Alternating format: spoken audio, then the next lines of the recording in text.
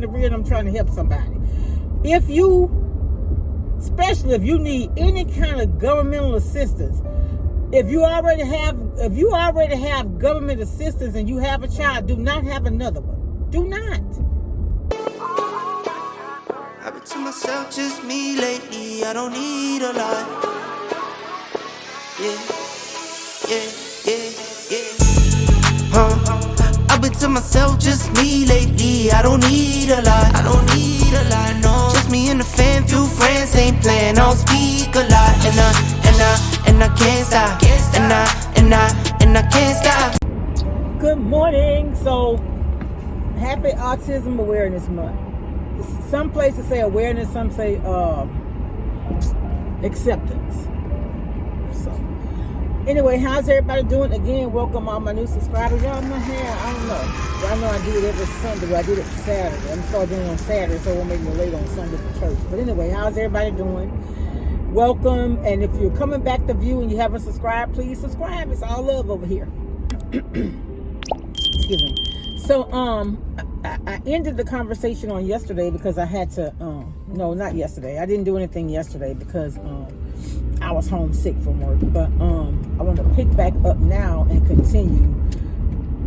What we talked about last was when my son was born and he has autism. He had, I don't know if y'all can see me, the sun. He had, the umbilical cord was wrapped around his neck and it had a knot in it. And so every time I would have a contraction, I would feel like a tugging. And that's what it was. It was an umbilical cord. Now, had they tried to do a vaginal birth, possibly my son would have died at birth. But anyway, could have damaged my body as well. I don't know, y'all. I don't know, because things like that probably do happen. You know what I'm saying? Like I told y'all, I didn't have an ultrasound. So I discussed that already. So then after that, in the hospital, he weighed 5 pounds, 11 ounces. His blood sugar was low, so I was able to come home. I had him on a Wednesday. I came home that Friday, but they didn't let him come home until that Sunday. But I went up, to feed and stuff like that. And I didn't breastfeed because I was on blood pressure medication. Unfortunately, I wasn't able to breastfeed any of my children. But anyway, they were all healthy, though. I didn't have any, no infant problems, But anyway, so my son had the low blood sugar, and so they kept him in for 2 days. So he came home, everything was fine. He never did sleep all night. Like, I would get up, and I told y'all that earlier, but I'm just talking about it more in depth. He would get up in the middle of the night. I would feed him. I fed him every 4 hours, 2 hours. I think when he first came home, because he was so small, he had a little 2-ounce bottles. I think I had to feed him every 2 hours. So I would just, get up every 2 hours. Really, with a newborn child in the house, I really couldn't sleep, I'm old school. I guess you call it old fashioned. I don't care.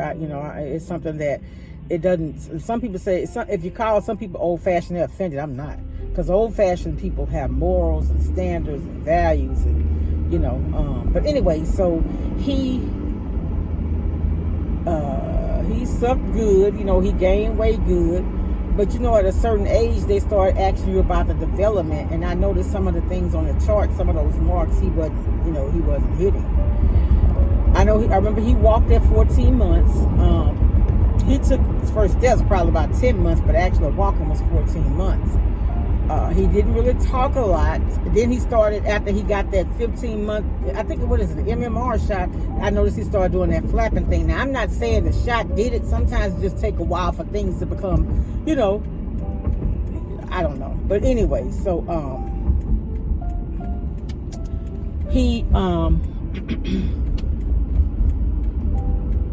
so at that 15-month visit, I think maybe earlier than that, I switched doctors. I switched them to a pediatrician because my sister worked in the hospital on the labor and delivery floor, or the aftercare of labor and delivery. And she recommended this doctor who is very, very good, very thorough. And so he started doing the paperwork because I switched doctors. And so we did a whole bunch of tests and stuff like that. And so he was diagnosed with autism, but it didn't occur in the schools. We didn't do anything at the school level. But I'm gonna have to come back. I don't have enough time to discuss that. I'll talk to y'all later. All right, y'all. It's lunchtime. So anyway, back to what I was talking about. So my son did good as a baby. I started noticing some things. Probably about at the 15th month. Maybe before then, he just wasn't talking a lot, but that was my first son, so I didn't really know what to expect. Because, they say boys are slower than girls, this, that, and the third. So I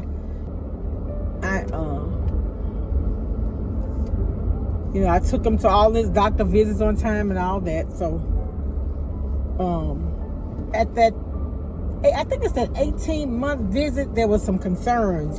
And so that's when I started with this new pediatrician that my sister had recommended, and we started going there. And so he did all the testing and everything, and but it was too early for them to say, that he had any disabilities, maybe just, taking him longer to develop. And so as he got older, and when we had to go to I put him in school. I signed him up for school at 3 because there's a 3-year-old program here. It's free, but it's based on your income. And I was able to get him in, not because my income was low, but because of the of his, we thought that he wasn't developing as he should. So that's how he was able to get in. Not to say I was making a whole lot of money. I'm not trying to get on here and fake and front, because that I was underpaid with a degree. Yes, I'm just being honest. This is Louisiana, and if I'm gonna keep it real, I'm gonna keep it 100% real. I'm not gonna get on here and perpetrate about anything. See, the thing is, you can't help anybody, and your testimony is fake if you lie. And so I just have to be honest about it. So he went there, and the program was good, but to me, I don't want to be... The way I was working, I really didn't get a chance to really participate very much, y'all. Honestly, I didn't. But I knew that I didn't want him to go there. And so I think he ended up going like half a year or whatever. And then I was able to get him into the preschool program in the public school system. And so he was going to the preschool program at a school that was close to my neighborhood, but it was closer to a neighborhood that wasn't that good. So the school was a failing school, and I didn't like that. So it came up where it was a program called the M to M transfer. If you were a majority in an underperforming school, you can go to another school where blacks were a minority. So that's what I ended up doing. I ended up sending him to a school. We had a school less than 2 minutes away, but I ended up sending him to a school that was probably 15 miles. I'm gonna put how many exact miles, because I'm gonna put it on here for you. I don't have the exact numbers, but I am gonna do that. I'm just saying that in everything I do, I try to help people, and it's not a front. It's who I really am. Anybody that know me to tell you that. But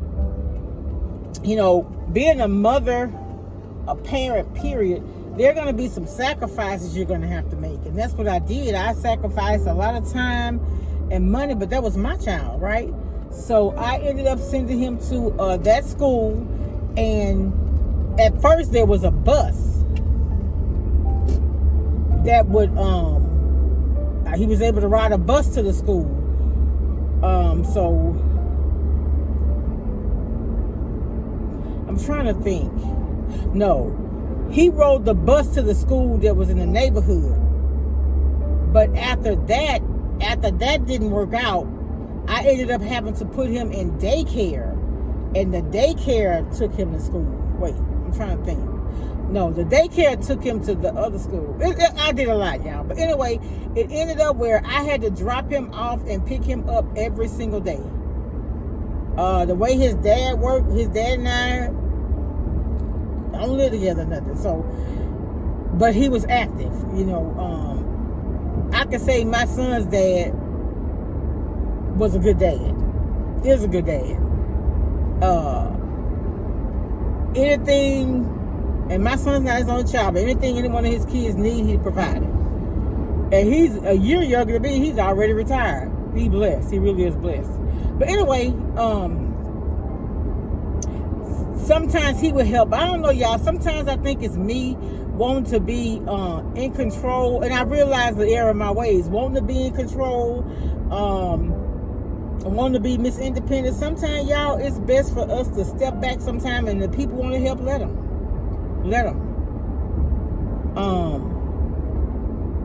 But anyway, I had to drop him off at school every morning, and then sometimes I had to leave to pick him up. Or when I was working retail, I couldn't do that. So that's when I had him, I would drop him off at the daycare. The daycare would take him to school, and the daycare would pick him up, and then I'd pick him up from the daycare.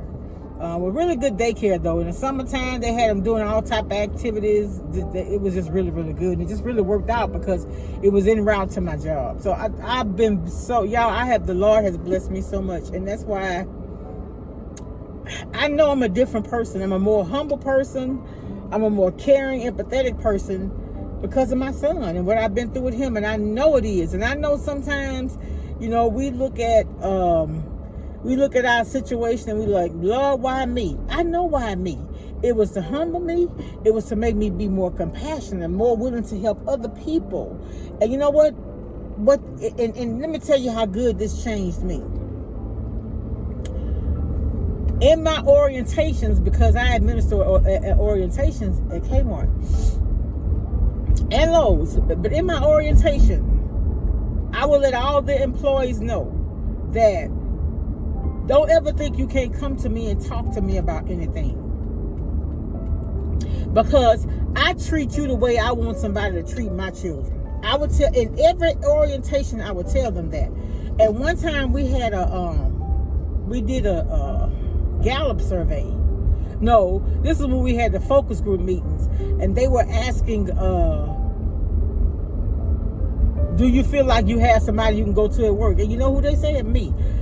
Not to brag, not to boast, but I'm telling you, having my son, first of all, single, already with 2 kids, shouldn't have been having another child if I wasn't married. I'm just keeping it real and I'm trying to help somebody.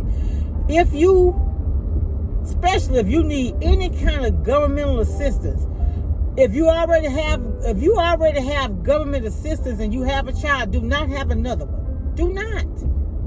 It's not fair to your child. It's not. It's not.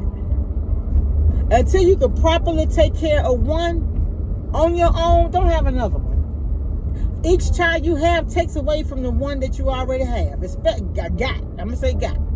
Especially if you're depending on somebody else to take care of them, okay? I'll be back, y'all. I'm rambling. I'll be back.